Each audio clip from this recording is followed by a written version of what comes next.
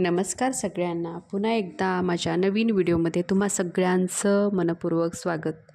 आपल्यापैकी बरेच जण हे स्वामी समर्थांचे भक्त आहेत.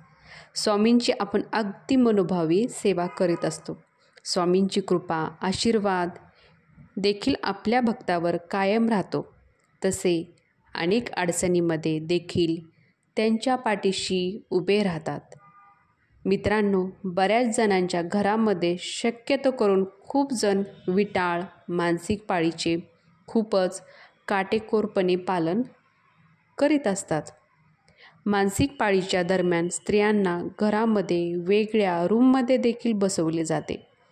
परंतु स्वामी समर्थ या विटाळ आणि मासिक पाळीवर काय सांगतात याविषयीची आज आपण आजच्या व्हिडिओमध्ये माहिती घेणार आहोत. स्वामींनी 22 वर्ष अक्कलकोटमध्ये वास्तव्य केले. त्यांच्या अक्कलकोटमध्ये दरबार भरत असे आणि यावेळी स्वामी भक्त अक्कलकोटमध्ये येत होते. स्वामींचा दरबार भरल्यावर अनेक भक्त माता ठेवून स्वामींचे दर्शन तसेच स्वामींचा आशीर्वाद घेत असत. परंतु जर एखादी अडचणीत असलेली बाई म्हणजे जिला विटाळ आलेला असेल, ती बाई गर्दीतून दूर बसून आपले दर्शन घेत आहे असे जेव्हा स्वामींना दिसेल, तेव्हा ते स्वतः उठून त्या बाईकडे जात असे. तिला आपल्या हाताने प्रसाद भरवत असत. विटाळ या शब्दाचा त्यांना खूप राग होता.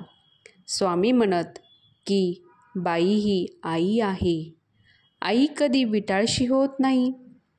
जिने आपल्याला जन्म दिला तिलाच आपण घरातून बाहेर बसवता. असे शब्द स्वामी आपल्या भक्तांना बोलत असत. मित्रांनो, स्वामी या सर्व गोष्टीचा प्रचंड राग होता. या संदर्भात एक गोष्ट आज मी तुम्हाला या व्हिडिओमध्ये सांगणार आहे. तर मित्रांनो, राधा कसबेकर नावाची स्वामींची एक भक्त होती.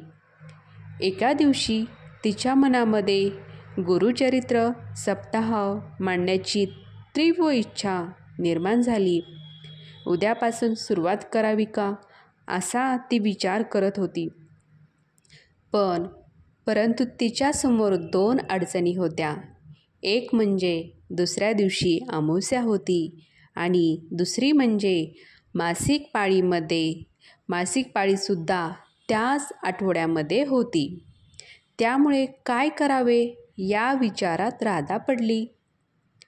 आत्ता काय करावे, यावर उपाय काय असो म्हणून ती विचार करू लागली. शेवटी तिने स्वतः स्वामींना विचारायचे ठरवले. ती स्वामींकडे गेली.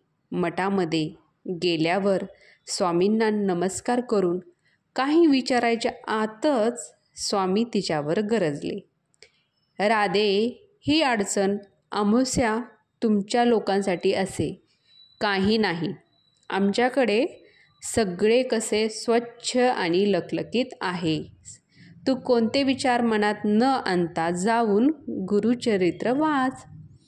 वाचण्या अगोदर आमच्यासाठी पेलाभर दूध ठेवायला विसरू नकोस. गुरुचरित्र वाचून झालं की ते पिऊन टाक. अडचण बिडचण कुछ नहीं, जाओ इधर से असा उपदेश स्वामींनी राधेला दिला. स्वामींचा उपदेश ऐकल्यावर राधा तेथून निघून गेली. त्यानंतर स्वामींनी सांगितल्याप्रमाणे तिने गुरुचरित्र वाचण्यास घेतले. पेलाभर दूधसुद्धा ठेवले. राधाचा सप्ताह सुरळीत पार पडला. उद्यापनाच्या 2 दिवसानंतर तिची मानसिक पाळी सुरू झाली. मित्रांनो, स्वामींनासुद्धा विटाळ, सोवळे, ओवळे या गोष्टीचा प्रचंड राग होता. स्वामी अनेक लीला दाखवून भक्तांच्या मनातला अंधविश्वास, अंधश्रद्धा धुडकवून लावत होते. स्वामींना आपल्या भक्तांना मार्गदर्शन करताना अशा प्रकारच्या अंधश्रद्धेवर केले. या कलियुगामध्ये चमत्काराशिवाय नमस्कार नाही हे तत्त्व ते पूर्णपणे जाणून होते. मित्रांनो, स्वामी कायमच अंधश्रद्धेवर प्रहार करत राहिले. म्हणून मित्रांनो, श्रद्धा आणि विश्वास ही भक्तीचे 2 रूपे आहेत. म्हणून आपली श्रद्धा केव्हा आणि कशी अंधश्रद्धेमध्ये बदलते हे आपल्यालासुद्धा लक्षात येत नाही. म्हणूनच म्हणतात, श्रद्धा असावी, अंधश्रद्धा असू नये. विटाळ वगैरे पाळण्याचे नियम मानवाने आपल्या अंधश्रद्धेमुळेच सर्वत्र निर्माण केले आहेत. मात्र स्वामी जराही विश्वास नाही. विटाळ पाळणे या गोष्टीचा स्वामींना खूपच राग येतो. या अंधश्रद्धेपेक्षा आपण कोणतीही सेवा अगदी मनाने आणि श्रद्धेने केली तरच स्वामी आपल्यावर प्रसन्न राहतात, हे मात्र नक्की. मित्रांनो, तुम्हाला ही माहिती आवडली असेल तर आत्ताच आपल्या मित्रमैत्रिणी आणि नातेवाईक यांच्यासोबत शेअर करा. तुम्हाला अशा नवीन माहिती मी अशाच घेऊन येण्याचा प्रयत्न करेल. श्री स्वामी समर्थ.